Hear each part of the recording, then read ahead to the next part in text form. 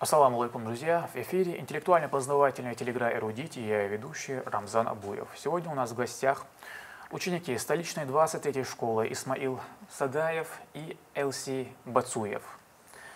Исмаил, расскажи, пожалуйста, какой предмет тебе нравится больше всего? Мне нравится предмет история, так как я могу узнать о прошлом народов, об их традициях и то, чем они занимались в прошлом. Мне это нравится. А мне нравится обществознание, так как оно может расширить кругозор ученика и понять современное общество. Чему вы вообще посвящаете свое свободное время? Свое свободное время я обычно посвящаю футболу, ухожу и играю. Самым любимым игроком самым любимым футболистом у меня является Роналду, так как мне нравятся его голы и его финты. Я тоже увлекаюсь футболом. Увлекаешься? Мой любимый футболист — это Тьерри Анри, так как мне нравится его скорость и голы. Хорошо. Если вы готовы, мы начнем нашу игру. У нас 10 вопросов и 3 подсказки, из которых вам необходимо выбрать оптимальные для вас 2. Это 50 на 50, право на ошибку и звонок другу. Что вы выберете? 50 на 50 и право на ошибку. Элси, ты согласен? Да. Сегодня вообще наша программа посвящена творчеству Грибоедова, в частности, его пребыванию в Чеченской Республике. И первый наш вопрос звучит так. Сколько раз побывал Александр Грибоедов в Чеченской Республике? 1, 2, 3, 4. На мой взгляд, это ответ Б. 2 раза. Первый раз Грибоедов был в крепости Грозной, и там... Не, второй раз он был в крепости Грозной, когда был задержан, а первый раз на службе. Ответ принят. Грибоедов знакомство с Кавказом начал с нашего края и одним из первых русских писателей посетил крепость Грозную. Случилось это в 1818 году. Через несколько лет писатель снова побывал в регионе. Литературный критик Виссарион Белинский так говорил о роли Кавказа в создании гениальной комедии. Цитата. «Грибоедов создал на Кавказе свое горе от ума. Дикая и величавая природа этой страны, кипучая жизнь и суровая поэзия ее сынов вдохновили его, оскорбленное человеческое чувство на изображение апатического, ничтожного круга Фамусовых, Хлистовых, Репетиловых, этих карикатур на природу человеческую». Это абсолютно верный ответ. И второй вопрос. В каком населенном пункте Чеченской Республики есть улица имени Грибоедова? В Грозном, в Толстой юрте, в Гудермесе, в Алханкале. Ответ А, Грозно. Это чисто интуитивно или как? Или ты знаешь точно, что есть в Грозном? Ты бывал на этой улице, может? Я не знаю, я думаю, видел. Ты видел, имеется в виду? Вроде да. Я так думаю. Ответ принят. Пересекая одну из главных артерий столицы нашей республики, улицу имени шейха Али Миттаева, это бывшая Первомайская, и пролегая по центральной части Грозного, тянется улица имени Грибоедова. Это абсолютно верный ответ. На улице шейха Миттаева есть остановка общественного транспорта, называемая уже давно ставшим нарицательным словосочетанием «на остановке Грибоедова». Третий вопрос. Где и за что был арестован Грибоедов? В крепости Грозная за обвинение в причастности к восстанию декабристов, в Кизляре за обвинение в убийстве, в Тифлисе за обвинение в шпионаже в пользу иностранной державы, в Шали за обвинение о переходе на сторону противника. Ответ А. Грибоедов был задержан в крепости Грозная за обвинение в причастности к восстанию декабристов. Ответ принят. В крепости Грозная он узнает о жестоком подавлении восстания декабристов и о том, что его самого подозревают в связях с заговорщиками. Фельдъегер с орденом на арест был прислан из самого Петербурга, но еще до его визита Грибоедов избавился от компрометирующих бумаг и, покидая крепость под офицерским надзором, вез с собой только личные вещи и комедию «Горе от ума». Это абсолютно верный ответ. В итоге доказать причастность писателя к попытке государственного переворота так и не удалось. 4-й вопрос. Как называется событие, произошедшее в 1817 году между Заводовским, Шереметьевым и Грибоедовым Якубовичем? Смертельная дуэль, квартовая дуэль, четвертная дуэль, кровавая дуэль. На мой взгляд, это ответ С. Четвертная дуэль. Так, в 1817 году была дуэль между Заводовским и Шереметьевым и Грибоедовым Якубовичем. Заводовский был тогда ранен, и дуэль Грибоедова и Якубовича была перенесена на 1 год. 1 год. А вообще кем были вообще Грибоедов и Якубович в этом дуэли между Заводовским и Шереметьевым? Ассистентами? Секундантами. Секунду. Но пусть это будет на современный язык, ассистентами. Ответ принят. Вышеупомянутые 4 молодых людей, а никому из участников событий не было на тот момент больше 25, не думали, конечно, что попадут в хроники дуэли, в которых стреляются и главные противники, и секунданты. А все из-за балерины. В поединке после противников стрелялись их секунданты. То есть противники у нас здесь Заводовский и Шереметьев, а секунданты Грибоедов и Якубович. Называется данное событие четвертная дуэль. Абсолютно верный ответ. Как нетрудно догадаться, название получило по количеству участников дуэли. И 5-й вопрос. Как первоначально называлась комедия «Горе от ума»? Горе уму, умному горе, горький ум, горе от ума. Великую комедию «Горе от ума», написанную Грибоедовым, мы несколько раз перечитывали, так как хотели полностью разобраться в этой комедии, и просто нравилось ее перечитывать.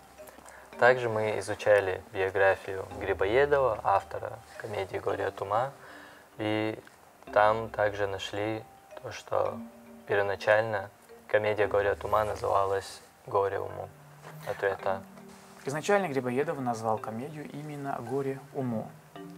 Так и сама идея произведения полностью соответствовала первичному названию. После автор пришел к выводу, что «Горе от ума» название более точное, хоть и меняет идею всего произведения. Первый вариант изображает ум как нечто пассивное. Ум не способен изменить ситуацию, что подчеркивает драматический конфликт произведения. И второе название указывает на активность ума, чем он сам же и навлекает на себя горе, от того становясь смешным. Абсолютно верный ответ. 6-й вопрос. Какое крылатое выражение не принадлежит комедии «Горе от ума»? А судьи кто? Счастливые часов не наблюдают. Не надобно иного образца, когда в глазах пример отца, любви все возрасты покорной.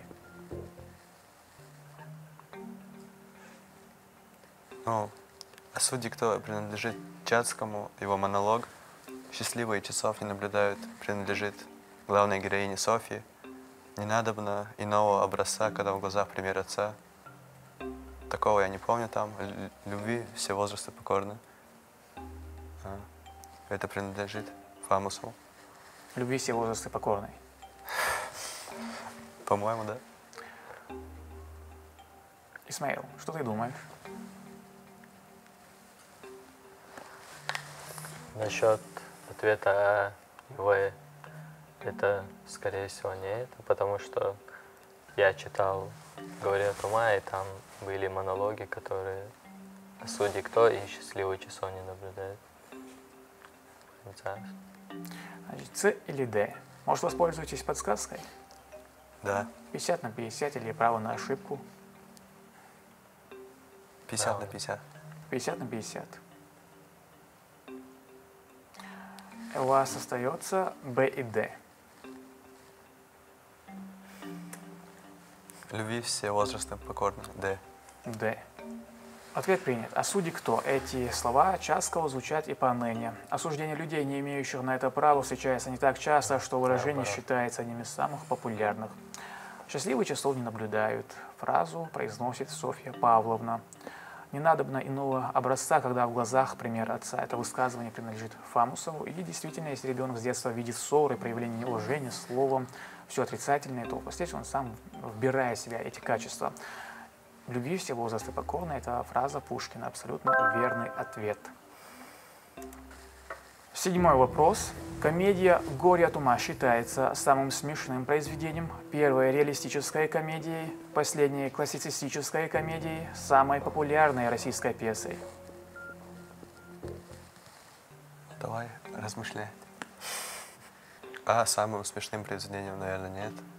Но она не такая смешная. Первая реалистичная комедия. Может, самая популярная. Скорее всего, самой популярной российской пьесой. Потому что фраза «Судьи кто» также стала одним из популярных фраз. Ответ D. Да. У вас есть последняя подсказка, это право на ошибку.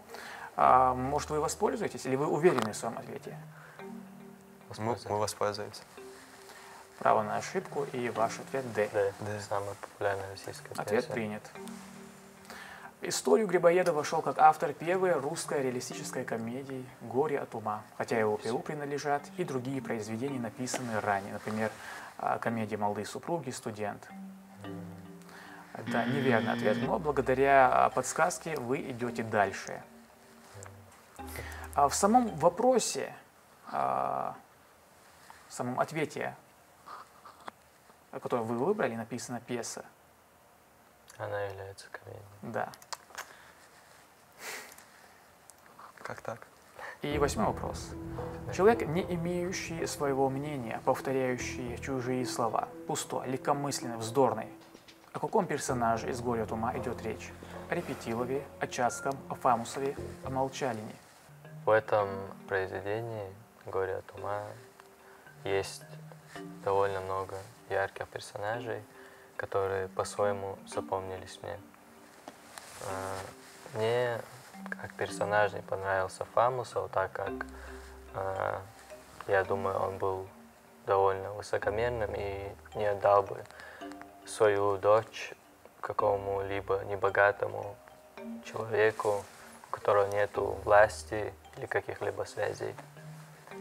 В этом произведении меньше всего мне нравится Молчалин, так как он эгоист и плохой человек, который использует людей на своем пути ради достижения своих целей. А нравится мне тоже Чацкий. Чацкий. Да. И ответ какой у вас? Ответ, И почему? на мой взгляд, ответ А. Репетилов, так как на балу он всем распускает слухи о том, что Чацкий сумасшедший. Ответ принят. Пушкин сказал о Репетилове. Цитата.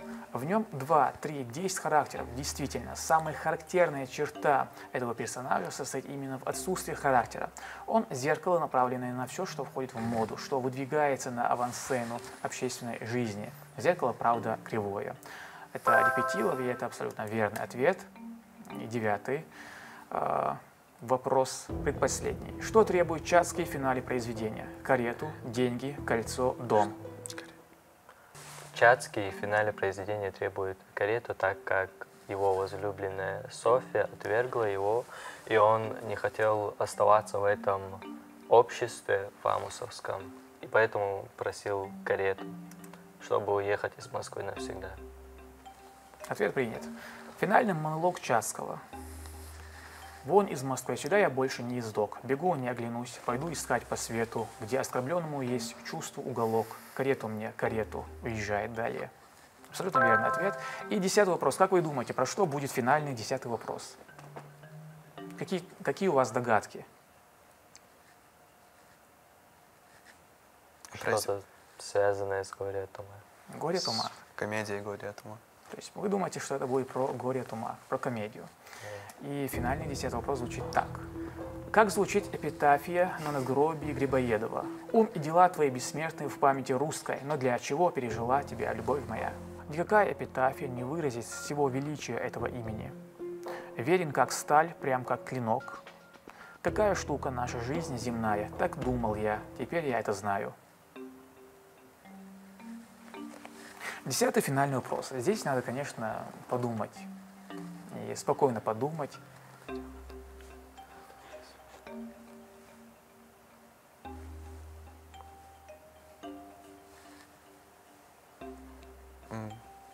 На мой взгляд, это точно не ответ Б, так как это слишком высокомерно. Но я скажу, что все эти эпитафии имеются на надгробиях известных людей разных эпох, времен. Только один на надгробии Грибоедова. На мой взгляд, это ответ А, так как жена Грибоедова пережила его. Ответ А. Ну да. Исмаил, ты что думаешь? Я думаю, из всех представленных вариантов ответа самыми подходящими являются А и Д.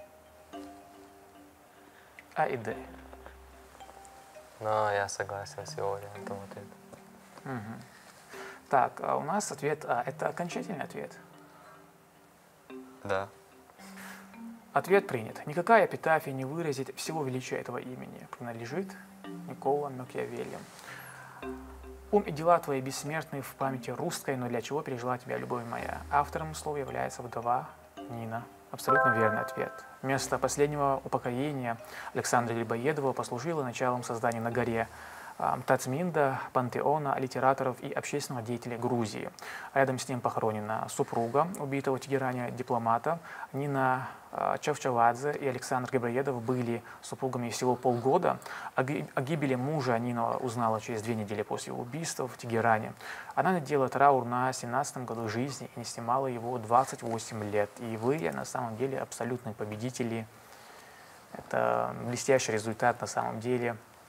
Это первый опыт, когда я бываю на телевидении, отвечая на вопросы. Ну, как тебе вопросы сами? Думаю, из всех вопросов самым сложным был последний вопрос, так как у меня мнение мое разделилось на 2 варианта, это А и Д, потому что мне казалось, что оба варианта подходят под биографию Грибоедова. Элси. Мне очень понравилась эта игра. Это безумный опыт. Самым легким для меня был второй в честь... есть ли улица в честь Грибоедова, я живу на ней. Самым интересным вопросом для меня мне показался первый. Первый. Сколько раз он побывал в Чеченской Республике? Да. Прекрасно. Поскольку вы победители, у нас призы.